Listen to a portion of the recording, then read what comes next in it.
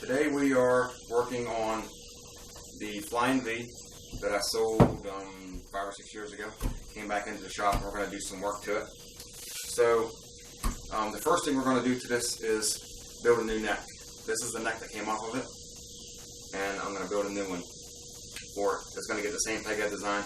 I'm going to take this fretboard off and put the fretboard on the new neck here. I'm going to go ahead and put binding around the fretboard, and I'm going to put binding around the peghead.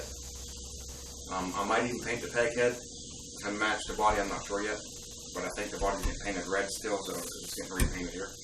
So anyways, this is my blank that I glued up, and it's going to get the same peghead design like I said, and it's ready to, I got it marked out for ready to go over to the bandsaw and cut it out. So we'll go cut it out rough on the bandsaw. We'll come back, take our router, route the sides down smooth, shape the peghead, get it shaped down where it needs to be, and then from there we can drill some holes for the tuners, and then get ready to pull this fretboard off of this neck. Okay, so we took our maple blank over and cut it out rough in the bandsaw, and now the next thing we're going to do is we're going to take some MDF and we're going to double stick it onto here, and then we can route our sides of our neck down to where they're flush, and then take that off. Take this thing over to the spindle sander and sand this thing down to the profile we want. And then from there, I think we're going to go ahead and drill some tuner holes. And at that point, we're going to be ready to pull this rosewood fretboard off and glue it onto here. Of course, we have to install a truss rod too. So here's our neck. We went ahead and routed the sides down smooth. We took the peghead over to the spindle sander and got it smoothed down. So this is going to be the final shape of the neck. Now, this will go over one, like I said.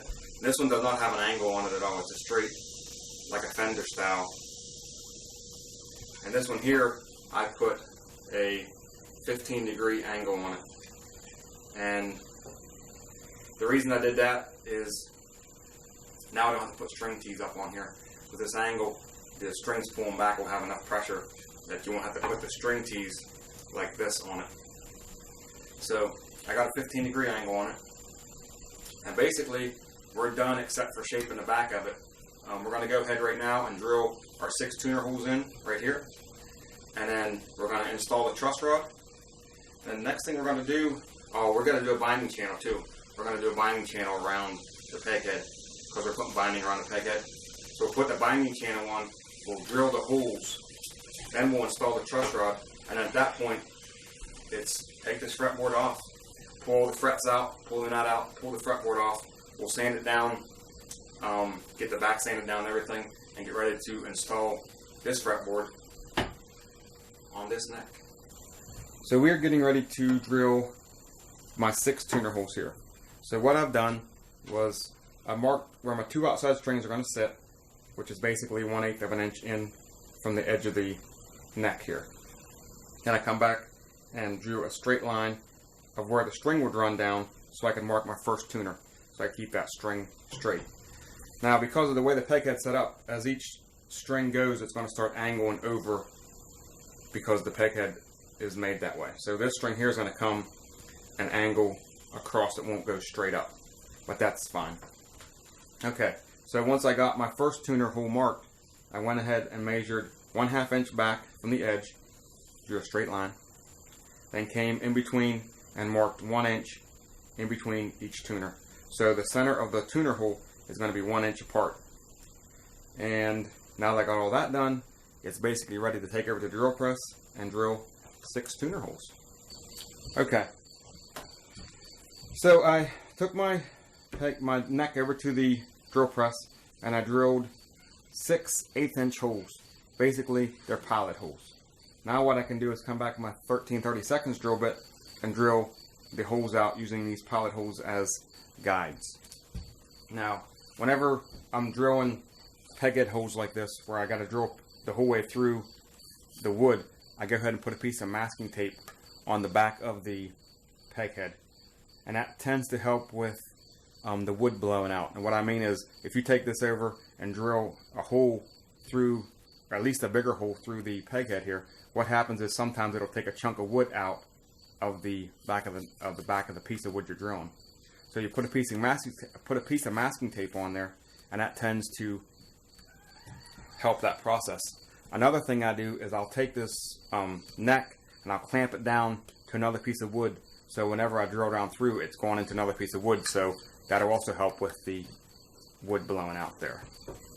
So we're back from the drill press, and we got our 6 tuner holes drilled in there. We got the tape off the back.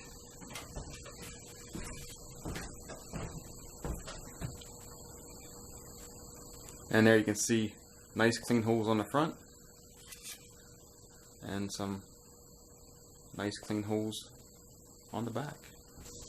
So now we're ready to route a binding channel around this peghead. So we're going to head over to the routing table and route a binding channel. Okay, so as we can see here on the peghead, I got my binding channel routed in. And this here is the inlay material we will be putting on it. It's a plastic binding, but it's mother of pearl. You can see that. So anyways, we're going to cut it like around these corners right here. You can't really bend it around this corner and around the ends like this, so we'll probably just cut small pieces here, use some acetone, put it on, put a piece here, cut it, acetone it on, put a piece here, cut it, and then on this bottom piece across here, we could probably use one piece on there. So it's going to end up being 4 pieces on here to get this peghead bound up. Okay, so I got my binding installed on the peghead, and I got it taped off here. And now what's going on is I ran out of binding. I don't have enough binding to bind both sides of the fretboard and the back. So we're just going to call it a day for now, and when we come back in the next part, we'll end up taking this fretboard off, putting binding around it, and getting it onto this neck and getting the back of the neck shaped. And what we're also going to do is start working on this body. Now, there's not a lot to do to this body. Basically, we got to route this neck pocket a little bit deeper, come back through, sand it, prime it, and repaint it. And the jack hole is up on top here. I think I'm going to move it back to the side, back in here somewhere. That's about all we're going to do to the body.